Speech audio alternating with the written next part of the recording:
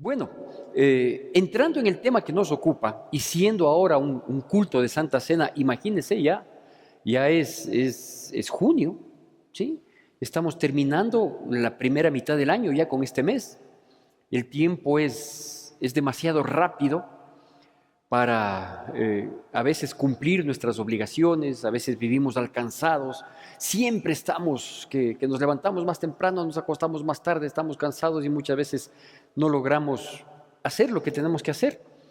Es necesario que nosotros meditemos, hagamos una pausa y veamos que si todo lo que estamos haciendo, todas las responsabilidades que tenemos, todas las actividades que estamos realizando, mismo son necesarias o podemos ponerle un recreo en medio del día para tranquilizarnos. ¿Por qué les sugiero esto?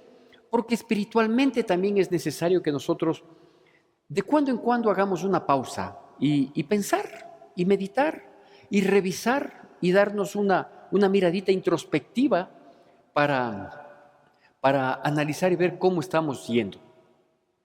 No hay mejor ocasión para poder probarnos a nosotros mismos que un culto de Santa Cena.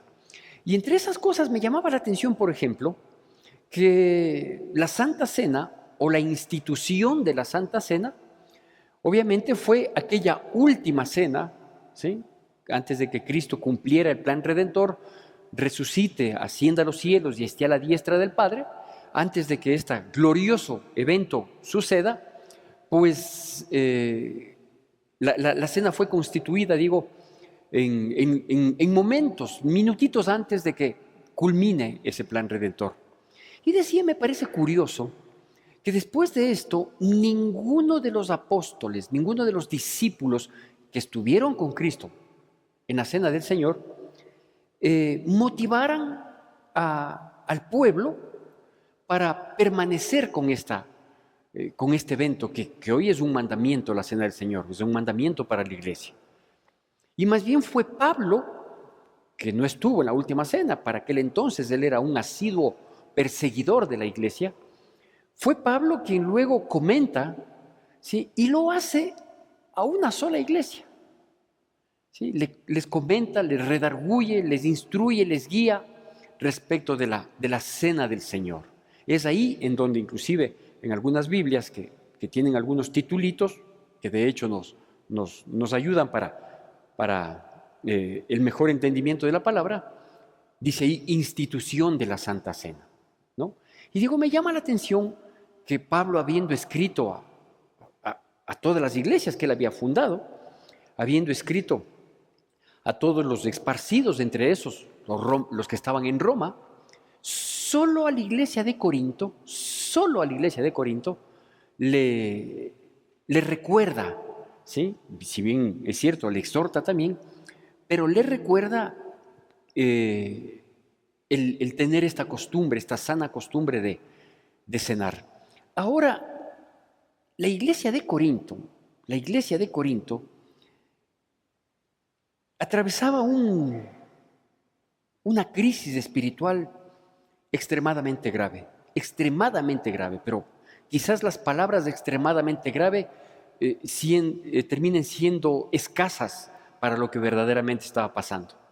Primero, estaba ubicado en la ciudad de Corinto, y la ciudad de Corinto para aquel entonces se había ganado una fama.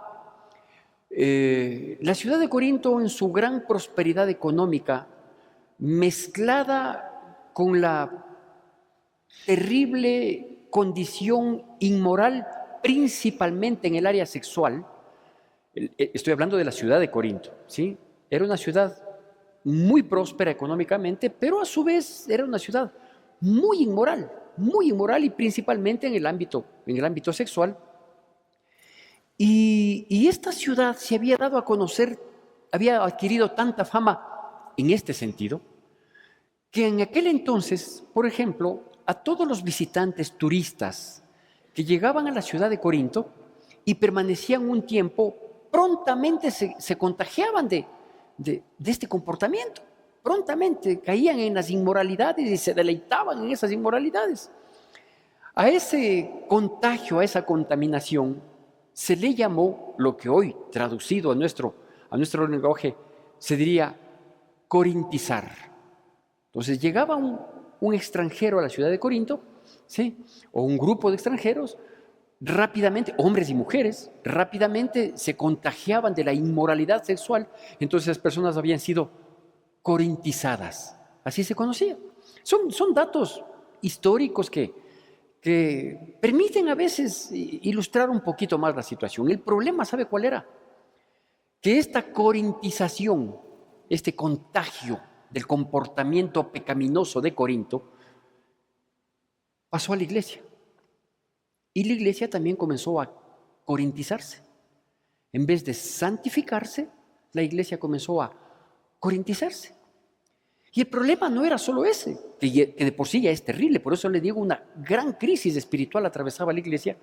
El problema no solo era que la iglesia se estaba corintizando, que la iglesia se estaba contaminando, contagiando con el comportamiento de la ciudad, sino que los miembros de la iglesia, incluidos los líderes, no todos, gracias a Dios, se volvieron insensibles.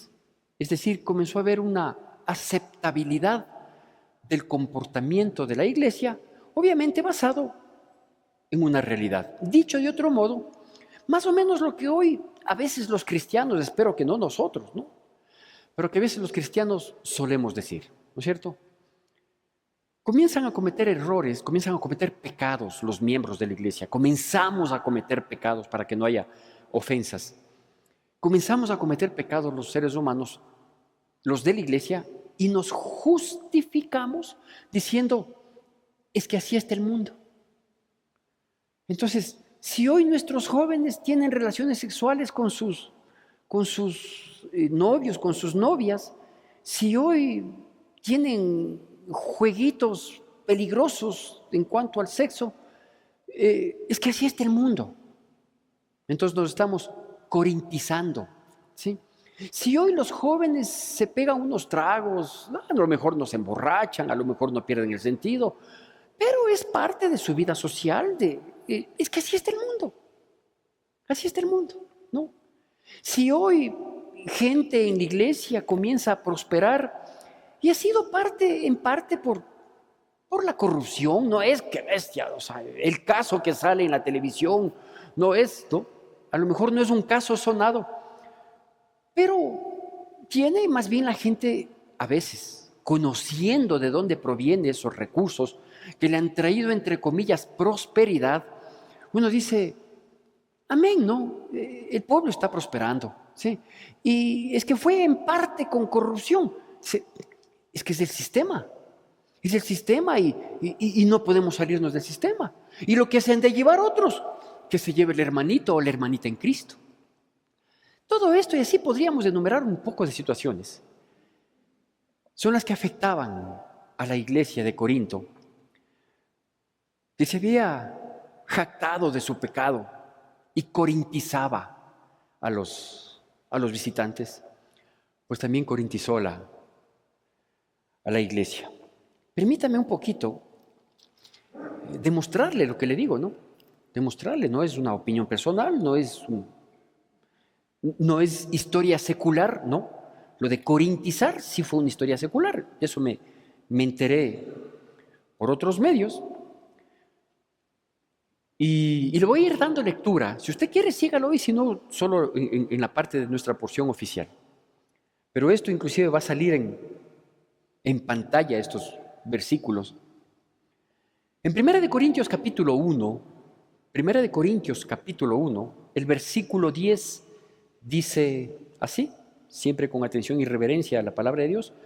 1 Corintios capítulo 1, versículos 10 dice, os ruego pues, hermanos, por el nombre de nuestro Señor Jesucristo, que habléis todos una misma cosa, y que no haya entre vosotros divisiones, sino que estéis perfectamente unidos en una misma mente y en un mismo parecer.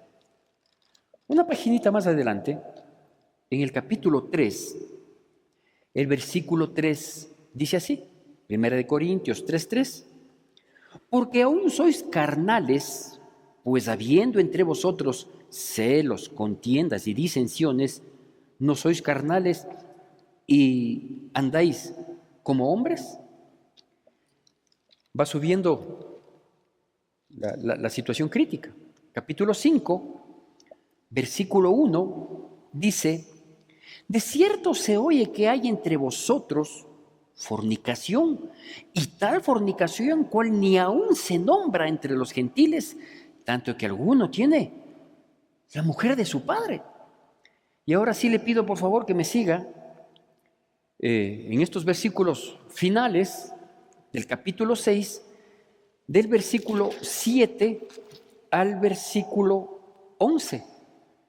Capítulo 6, versículos 7 al 11 dice: así que por cierto es ya una falta entre vosotros que tengáis pleitos entre vosotros mismos, porque no sufrís, ¿por qué no sufrís más bien el agravio? ¿Por qué no sufrís más bien el ser defraudados? Pero vosotros cometéis el agravio y defraudáis, y esto a los hermanos. ¿No sabéis que los injustos no heredarán el reino de Dios? No erréis, ni los fornicarios, ni los idólatras, ni los adúlteros, ni los afeminados, ni los que se echan con varones, ni los ladrones, ni los avaros, ni los borrachos, ni los maledicientes, ni los estafadores heredarán el reino de Dios. Y esto erais algunos, mas ya habéis sido lavados, ya habéis sido santificados, ya habéis sido justificados en el nombre del Señor Jesús y por el Espíritu de nuestro Dios. Bueno, vea qué presentación de esta iglesia, ¿no? Qué presentación de esta iglesia. Había problemas de divisiones, de confrontación, de peleas, de conflictos. Estas divisiones, confrontaciones y conflictos obedecían en gran parte a ciertas tendencias que comenzaron a aparecer, por un lado teológicas, por otro lado personales, es decir, habían necedades personales. Y es en esta iglesia en la que se discutía: yo soy de Pablo, yo soy de Apolos, yo soy de Silas. Había problemas tan críticos como problemas de inmoralidad. El capítulo 5, apenas leí el versículo 1, dice: sé que dentro de la iglesia hay casos de fornicación. Y fornicación que ni siquiera entre los impíos, entre los mundanos, a veces sucede. Que por ahí hay algún hermanito en la iglesia que está metido posiblemente con la madrastra, o si no sería un caso de incesto, lo cual sería peor aún. Dice: y ustedes están corintizados, ustedes están aceptando. Nadie le dice nada al hermanito. Todo el mundo rumora, todo el mundo conoce, todo el mundo sabe. Unos criticarán, se estremecerán ciertamente, otros dirán: así es Corinto, así está el mundo, ¿qué podemos hacer? ¿Sí? Y otros inclusive hasta respaldarán y dirán: es que ella es la que le provoca. Otros dirán: es que él es hombre, ¿qué se puede hacer?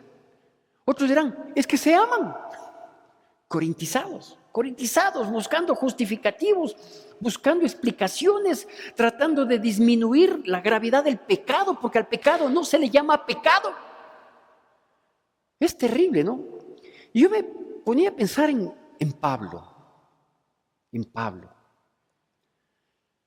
Todo el sacrificio, todo el esfuerzo, toda la entrega que él tuvo para fundar, para establecer las iglesias.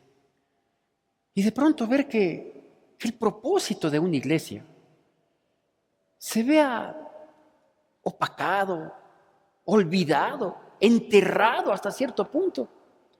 Porque ¿para qué? ¿Para qué se funda una iglesia? Y oiga esto: se funda una iglesia, no para qué se pone una iglesia. Porque hoy en día, vea, a propósito de la crisis causada y todavía no restaurada por la pandemia, hubieron muchas iglesias que se cerraron. Pero sabe que también hubo grupitos que quieren llamarse iglesias que se abrieron, como como emprendimiento. Como me quedé sin trabajo, como no tengo una actividad económica, como veo que el pastor Santiago le va súper bien, yo también me voy a poner una iglesia. También ha pasado. Ya le digo, no solo que se cerraron, lo cual lamenté y sigo lamentando, ¿sí? No encuentro explicación, tampoco la he procurado. ¿Por qué siendo el brazo extendido del reino de los cielos aquí en la tierra, la iglesia, por qué terminaron cerrándose algunas iglesias? O sea, no entiendo. Pero también se han abierto otras, ¿no? Y no es que se abrieron precisamente porque Dios les reveló que se abran, porque el pueblo hoy necesita. No, no. Se abrieron por los que se fueron enojados de las iglesias. Se abrieron por los que se fueron en rebeldía, por los que le armaron bronca a su pastor en algún momento, entonces hoy se van para competir con su pastor. Y abrieron un emprendimiento, ¿no? Porque al fin y al cabo, el domingo algo ha de caer, ¿no? Entonces, con eso podemos vivir hasta ver qué hacemos más adelante. Iglesia igual a emprendimiento. ¿Para qué se abre una iglesia? ¿Para qué se funda una iglesia? ¿Cómo nace una iglesia? Vea, una iglesia nace en el corazón de Dios primero. Nace en el corazón de Dios. De tal manera que para abrir una iglesia uno tiene que saber si está en el corazón de Dios o no. Una iglesia nace después de que ha habido un trabajo previo de evangelismo de parte de tal o cual persona o personas, ¿sí? Que en ese trabajo minucioso que es el evangelismo, ¿sí? En ese trabajo minucioso no solo se llevó a conocer la palabra de Dios, del evangelio, la verdad, sino que también se dio a conocer la persona que evangelizaba. De tal manera que si Dios en su corazón dice, este pequeño grupo, este pequeño compartir, este grupito de oración, esta célula, estas poquitas personas que se reunían para aprender la palabra de Dios, 4, 5, 10, 8, 10 y que ha ido creciendo, entonces Dios dice, pon iglesia con estas personas, que nazca de aquí una iglesia, con estas personas que veo que están comprometidas y que están respaldando a aquel o a aquellos que trajeron la semilla. Entonces así nace una iglesia. Así nacieron las iglesias de Pablo. Él hacía viajes misioneros, como se les conoce en la palabra, ¿no es cierto? Que eran viajes que él hacía a los distintos lugares donde el Espíritu Santo le enviaba, y cuando él llegaba a un lugar, reunía a los judíos, ¿sí? O él mismo entraba en las sinagogas. Y estando en las sinagogas, él explicaba lo vivido por él y explicaba el entendimiento, la revelación que Dios le había dado en las escrituras del Antiguo Testamento respecto del Cristo a quienes los mismos judíos habían asesinado. Entonces él, con ese compartir de la palabra y con su testimonio, fundaba iglesias cristianas, obviamente, ya no, ya salían de la mentira y del error en la que se habían convertido las sinagogas desde mucho tiempo antes, no solo en la época de Pablo. Entonces, se fundaba esta iglesia. ¿Con qué propósito? Con el propósito de que la gente conozca la verdad, camine en la verdad. ¿Y qué más verdad que Cristo Jesús? Sí, quien por su sacrificio había dicho, yo estoy pagando el precio de sus pecados. Por favor, salgan de esos pecados. Salgan, huyan, nunca más. Ese era el propósito de la iglesia. Y se enumera ahí algunas cosas que ya vamos a detenernos un poquito, ¿no? No quiero extenderme porque obviamente hoy es Santa Cena. ¿Para qué se funda una iglesia?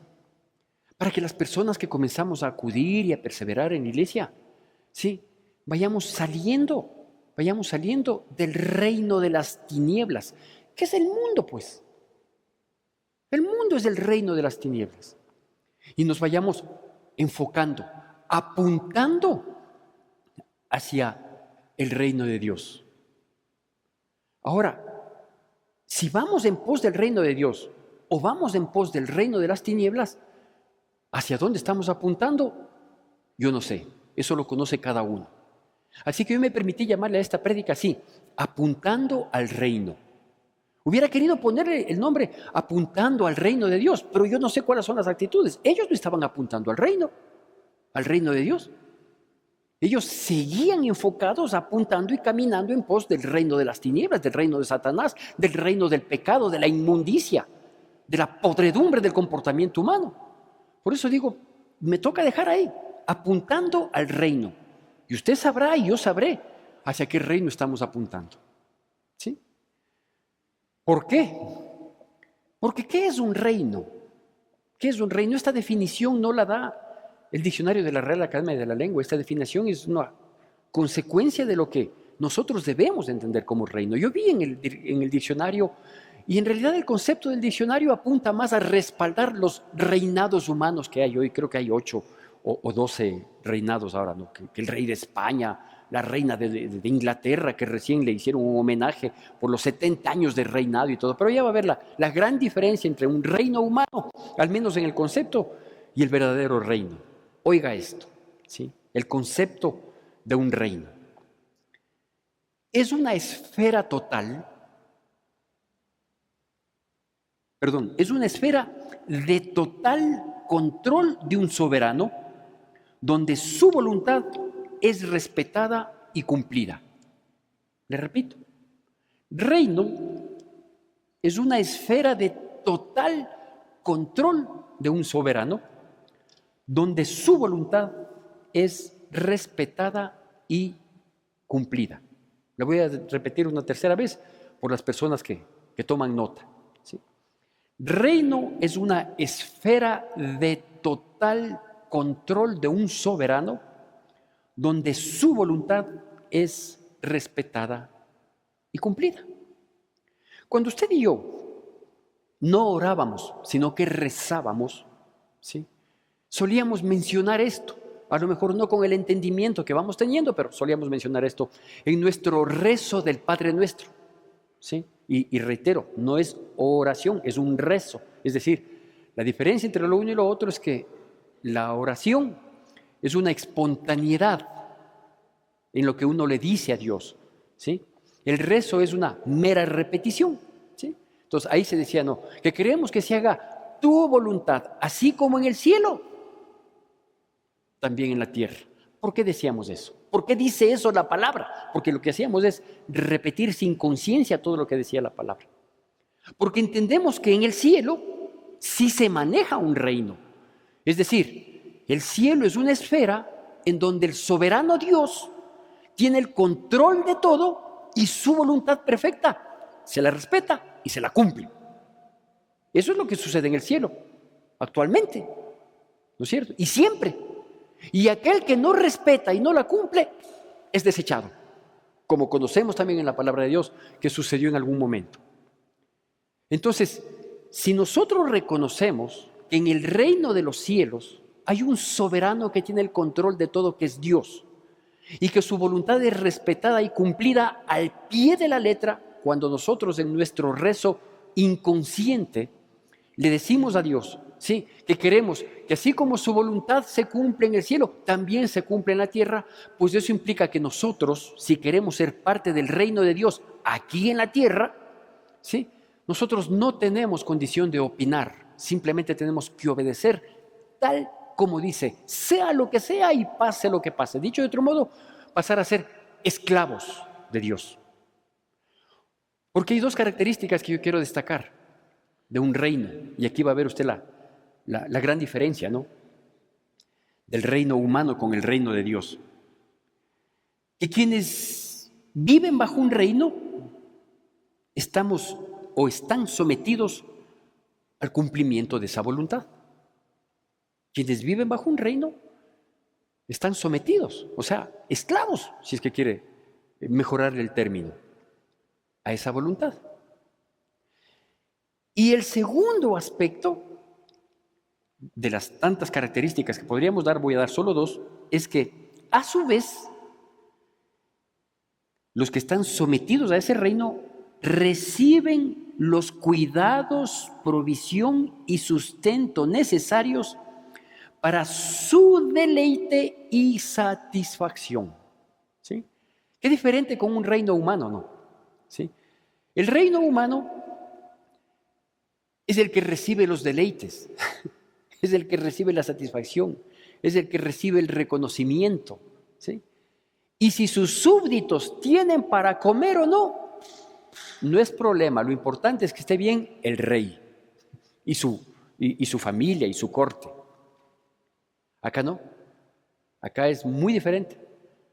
Acá la voluntad del rey se cumple, pero el rey debe tener el control para que no solo sustentar, no para que sobrevivan, no para que vea ahí, traten de respirar un poquito si es que el oxígeno les permite. No, no.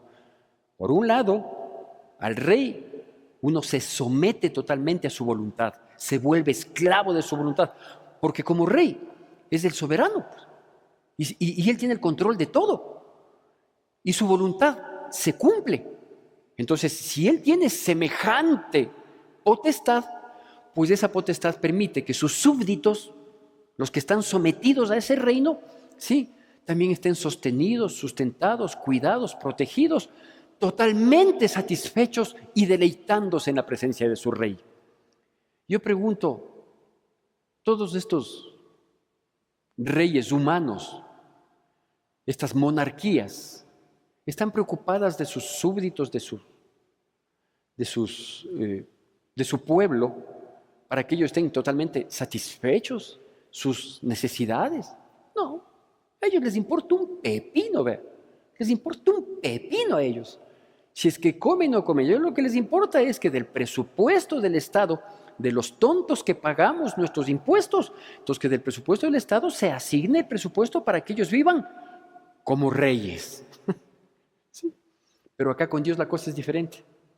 El reino de Dios, ¿sí?, es efectivamente esa esfera en la que Dios quiere tener el control de todo, ¿sí?, hacernos conocer su voluntad para que ésta sea respetada y totalmente cumplida.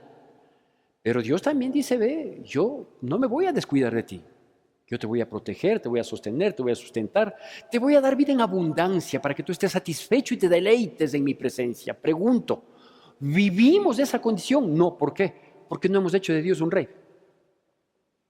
Porque no hemos hecho de Dios un rey. Entonces, si nosotros no hacemos nuestra parte, no podemos demandar que solo Él haga la suya.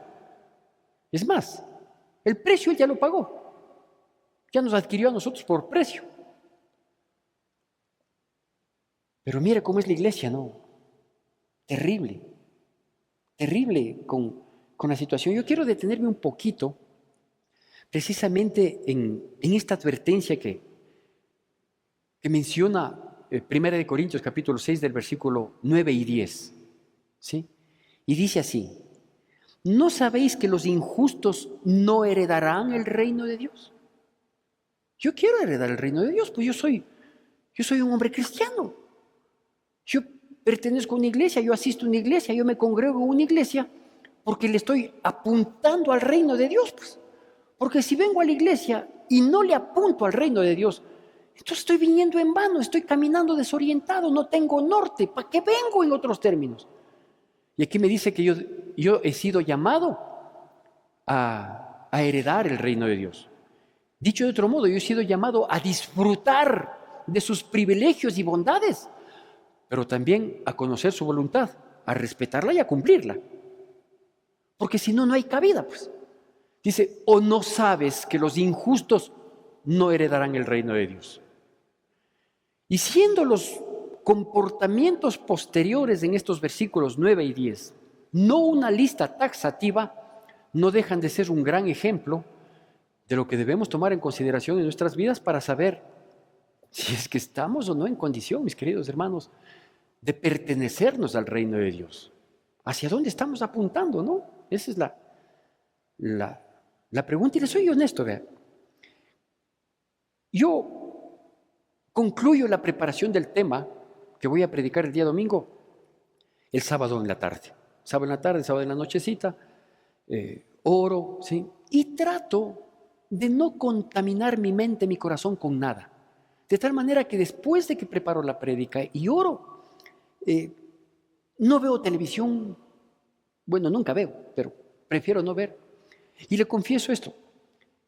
Hace algunos años porque esto ya son años, unos 4 o 5 años, descubrimos que en un canal, digo con mi esposa, que en un canal nacional, más o menos tipo, no me acuerdo si era 8 de la noche, creo que era 8 de la noche, había un programa que duraba 1 hora y que daban música de mi época juvenil, la música ochentera, justo el sábado a las 8 de la noche en un canal nacional daban esto, ¿sí? No me acuerdo cómo se llamaba el programa, no sé si existirá todavía, pero me gustaba porque era mi música, ¿no? Tanto aquella música romántica, ¿sí? Que me traían recuerdos, muchos de ellos pecaminosos, porque no es que mi vida ha sido una carta de presentación, como otros que me impulsaban a, ¿sí? Qué sé yo, aparecían, no sé, hasta los nombres me he olvidado, John Travolta, por decir, ¿no? Con alguna de las películas, y de pronto esos recuerdos musicales, ¿no? ¿Sí? Y me gustaba, obviamente, porque era música de mi época. Y entiendo que, si bien no le prestaba toda la atención del caso, digamos, a las letras, desglosar, yo consideraba que era música sana, muy romántica, todo bien, ¿sí? Hace algunos años, después de haber descubierto esto que era tan bonito, de hecho yo me apuraba en planchar el terno, dejar todo listo para ver el programa completo. Me perturbaba. Entonces un día le dije a mi esposa, le digo, mi vida, ya no quiero ver eso. Dice, pero ¿por qué tan bonito? Le digo, porque me perturba, me quita la paz. Y yo tengo que estar bien para servir a mi Señor mañana, con integridad, con transparencia, con santidad a lo máximo que yo pueda dar. Y aunque las canciones sean lentas, me perturban. Suspendí el programa. Hoy termino la prédica, termino de preparar la prédica, oro, voy a la casa, preparo el cafecito. Bueno, hoy me están planchando el terno, ¿sí? Y volveré a planchar yo mismo porque yo soy temático. No es que sea descomedida mi esposa, sino que soy temático. A mí mismo me gusta hacer las cosas porque yo soy de los tontos que creo que solo lo que yo hago está bien hecho, ¿sí? Pero en la medida de lo que puedo lo hago. Y al sobre, orar y al sobre, punto. Para que nada me distraiga, para que nada se cruce, sino estar listo, íntegro para levantarme dándole gracias a Dios y venir a predicar. Esta prédica no me dejó la paz. No me dejó la paz. Digo, Señor, ¿para qué vamos a la iglesia? Si hay tanta gente injusta, ¿no? Que no paga lo que es debido a sus empleados. Que la pequeña posibilidad que tiene de aprovecharse de $1 lo hace. Que cuántas veces pedimos que nos hagan un trabajo y le decimos luego, vente mañana para pagar. Eso es injusto. No, sí le termino pagando, pero ¿por qué le llama a trabajar cuando no tiene para pagar? Llámele cuando tenga. Y así somos injustos en un sinnúmero de cosas. ¿No? Somos injustos en el pago de nuestros impuestos. Somos injustos. ¿Con quién? Con el pueblo, con la nación, con la tierra que Dios me regaló, que es la más fructífera y es el paraíso llamado Ecuador. Y eso por hablar de los injustos me podría detener mucho tiempo más. Y dice, no te equivoques, no erréis, ni los fornicarios. Claro, a ellos les calzaba muy bien, ¿no? Después del capítulo 5 de Corintios. Pero fornicación no es solo, y discúlpeme que sea tan crudo con estas palabras. Por eso tenemos escuela dominical para que nuestros niños estén allá. La fornicación no es solo la penetración. La fornicación está en la mente. El tocarse con las manos es fornicación también. La pornografía también es fornicación. Todo eso es fornicación. Y estamos corintizados en la iglesia. Es que nos amamos, nos queremos, que el deseo es innato. Por eso en la misma carta a los Corintios, en el capítulo 7, se dedica todo un texto, todo un capítulo para hablar del matrimonio y de la santa soltería, como debe manejarse.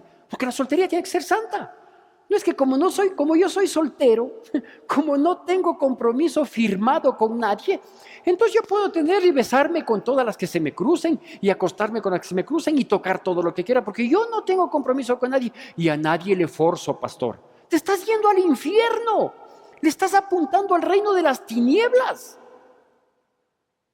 Pero vea, la iglesia se va corintizando, ¿no? Qué terrible. Y bueno, solo menciono o vuelvo a mencionar el resto, ¿no? Ni los idólatras. Ellos tenían un fuerte problema de idolatría en cuanto a los ritos alimenticios. Se decían cristianos, pero seguían con sus ritos alimenticios idolátricos. Usted puede leer capítulo 8 de Primera de Corintios, ¿sí? Ni los adúlteros, obviamente, ¿sí? Ni los afeminados, ahora que son, siendo una minoría, son una amenaza, los homosexuales. Y aquí no solo habla de los homosexuales, sino de los afeminados, porque pueden haber afeminados que no terminan siendo homosexuales, pero ya son afeminados. Ellos también le apuntan a las tinieblas. Claro, ahora es un derecho, mañana a lo mejor hasta nos obligan.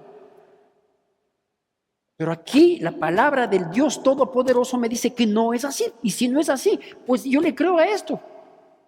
Ni los afeminados, ni los que se echan con varones, ni los ladrones, que son todos los que de uno u otro modo perjudicamos. Ni los ladrones, ni los avaros, es decir, los que están haciendo del dinero o de los bienes materiales una garantía y no dan nada. No se comen un huevo porque les toca botar la cáscara. Mezquinos. O como decían antiguamente, pichicatos. Entonces no es que soy buenito, sí, pero si no das, si no aportas, si no ayudas, si no compartes con los que necesitan. Por eso Dios, Jesucristo, que es Dios, destacó, ¿no?, la entrega de aquella viuda. ¿Qué dio? 20 centavos, 25 centavos. Pero era todo lo que tenía. Mientras los otros se jactaban de lo que daban. ¿Qué daban? Limosna. Avaros. ¿Sí?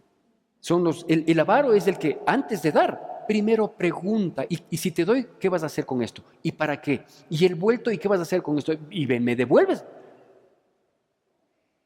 Y hay gente en la iglesia que es así, ¿no?, que no da porque piensa que el pastor no tiene necesidad. Y una vez que el pastor cumpla sus necesidades y la iglesia no tenga necesidad, entonces ya no doy. Avaros. Terrible. Los de Corinto al menos estaban preocupados de sostenerle y sustentarle a Pablo. Usted puede leer el resto de la carta. ¿Sí? ¿Borrachos? Claro. Corintizada la iglesia, se piensa que borracho es solo aquel que primero toma todos los fines de semana y luego todos los fines de semana chupa desde el viernes y aparece el domingo, ¿sí? Y cada fin de semana le roban los zapatos. Entonces, ese es borracho. Pues no. De acuerdo a la clasificación que hace la Organización Mundial de la Salud, sabe que hay cuatro etapas, ¿sí? ¿Sabe quién se considera alcohólico? Alcohólico es considerada la persona que cuando tiene oportunidad de servirse poquito, algo o mucho de licor, lo toma. No importa si es cada 3 meses, si es cada 6 meses, si es una vez al año, no importa, no. Cada vez que tiene oportunidad, lo toma. Es que con el cevichito lo toma. Ese es considerado alcohólico. Imagínense. Y dice que los borrachos no heredarán el reino de los cielos. Entonces no es que un poquito, nomás que exagerado el pastor. Yo prefiero ser exagerado porque de ese modo aseguro hacia dónde estoy apuntando. Porque de ese modo aseguro. Porque si yo comienzo con mi misma mente a decir, no ha de ser, es exagerado, quedemos nomás. Yo no quiero oír un día que yo vaya a la presencia de mi Señor y le diga, Señor, en tu nombre yo prediqué, había un gentío en la iglesia a la que yo predicaba. En tu nombre yo oré, saqué fuera demonios, sané enfermedades, y que Dios me diga, apartaos de mí, hacedor de maldad, nunca te conocí. ¿Qué es lo que va a pasar, no? La Biblia lo dice. De tal manera que yo quiero concluir con estos 3 aspectos, mis hermanos, antes de pasar con conciencia a la cena del Señor. ¿Sí? La palabra de Dios nos dice que, primer aspecto, antes éramos del reino de las tinieblas. Antes éramos del reino de las tinieblas. Antes. Como lo menciona, ¿no? Y esto erais algunos. Yo. Pero esto era antes, pues. Antes éramos del reino de las tinieblas. Ahora no podemos seguir siendo. No podemos asistir a una iglesia, eso más de vez en cuando, Porque yo sé que es mucho más cómodo y más barato quedarse en la cama y ver el día lunes el video de la grabación del culto. Dice, antes eras así, ahora no, ahora no. Segundo aspecto, nosotros fuimos lavados, santificados y justificados por la obra redentora de Cristo Jesús. Si bien es cierto, antes éramos así, pero usted y yo, al aceptar a Cristo Jesús, ya fuimos lavados, ¿sí? Es decir, la palabra de Dios vino a darnos un baño para quitarnos todas las manchas del pecado. También hemos sido santificados, es decir, separados para Dios. Vivimos en el mundo, el señor que se sienta en el escritorio de al lado, el que va en el bus, en el de al lado, puede ser un pecador, puede ser un diablo, pero yo soy hijo de Dios, yo soy santo. Yo vivo en este mundo, pero no me pertenezco a él, pues, porque he sido santificado. Y lo que es más, hemos sido hasta justificados por el sacrificio de Cristo Jesús. Y tercero y último, fuimos llamados a ser herederos del reino de Dios, no del que Dios nos ha sacado, del reino de las tinieblas, del reino del pecado.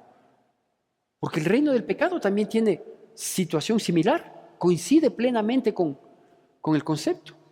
El reino de las tinieblas también es una esfera en la que el diablo tiene el control de todo, porque es su soberano, ¿sí? Y la voluntad pecaminosa, destructiva, malediciente, perversa, degenerada que tiene él, se la respeta y se la cumple. También es un reino. También es un reino. La pregunta es, ¿hacia dónde estamos apuntando, no? Apuntando al reino, que Dios tenga misericordia de nuestras vidas. Y que podamos cada vez que venimos a la iglesia, y aún más, cuando venimos a servirnos de la mesa. Yo les pido a los hermanos encargados de servir la mesa que se acerquen por favor acá.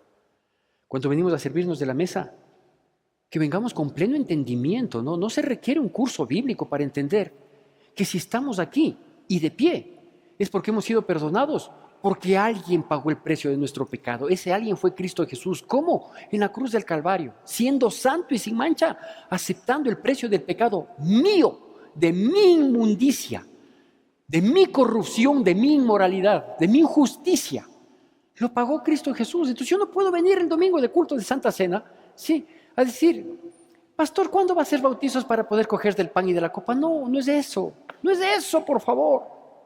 Es mucho más que eso. Es gratitud demostrada en santidad la que me permite acercarme a la mesa. ¿Cómo lo vamos a hacer en esta mañana? ¿Por qué les digo todo esto? Porque yo recibí del Señor lo que también os he enseñado. Que el Señor Jesús, la noche que fue entregado, tomó pan. Precioso Señor, Dios Todopoderoso, bendecimos tu nombre, Padre Santo, y te agradecemos infinitamente por tu palabra, que así como en muchos momentos ha sido un bálsamo, el aliento, la luz en nuestro camino, te agradecemos infinitamente que también tu palabra sea esa espada de doble filo, mi Dios, que penetre a nuestros corazones, nuestras almas, y nos haga reaccionar y recordar para qué fuimos llamados, para heredar tu reino, mi Dios precioso. Perdónanos, por favor, nuestras actitudes, nuestros errores, nuestras faltas, nuestros pecados. Y ayúdanos a centrar nuestra atención y nuestro corazón en ti. Toda aquella basura que se menciona, Señor, del comportamiento de la iglesia, nosotros éramos, y de ahí fuimos sacados, de ahí fuimos rescatados. En medio del basurero me encontraste.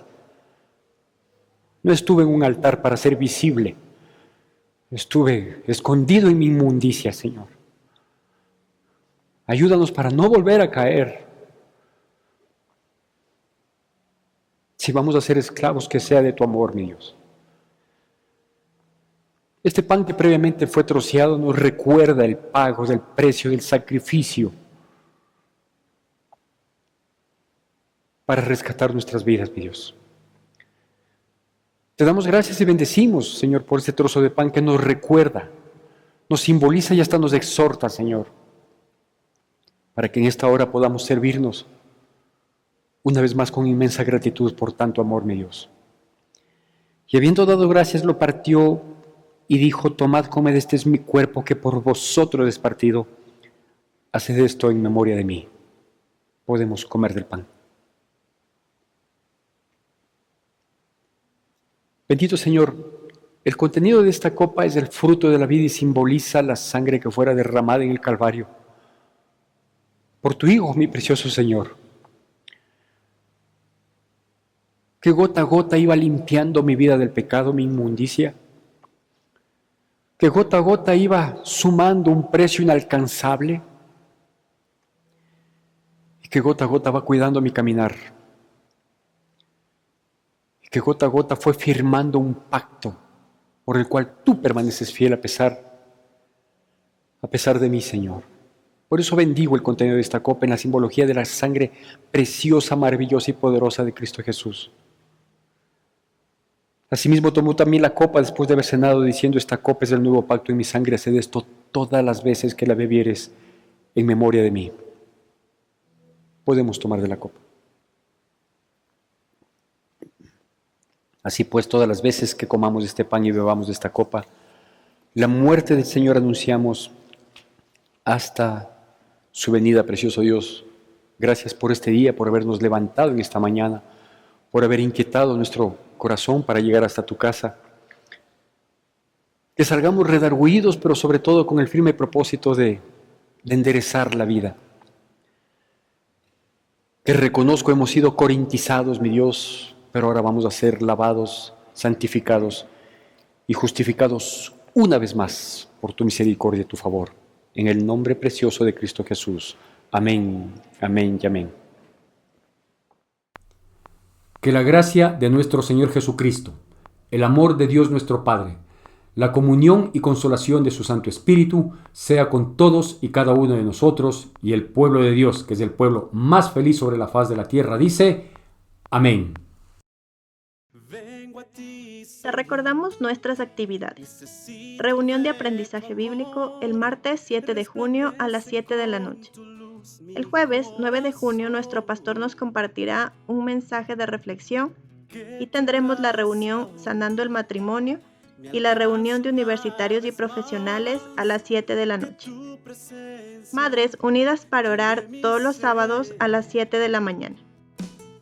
Reuniones presenciales los domingos a las 7:30, 9:15 y 11 de la mañana. Seguimos en oración todos los días a partir de las 9 de la noche. Tu donación es importante para sostener la obra de Dios. Puedes realizar tus aportes en la cuenta de la Iglesia Evangélica Centro de Adoración Cristiana o acercarte a las oficinas de la Iglesia. Gracias por acompañarnos.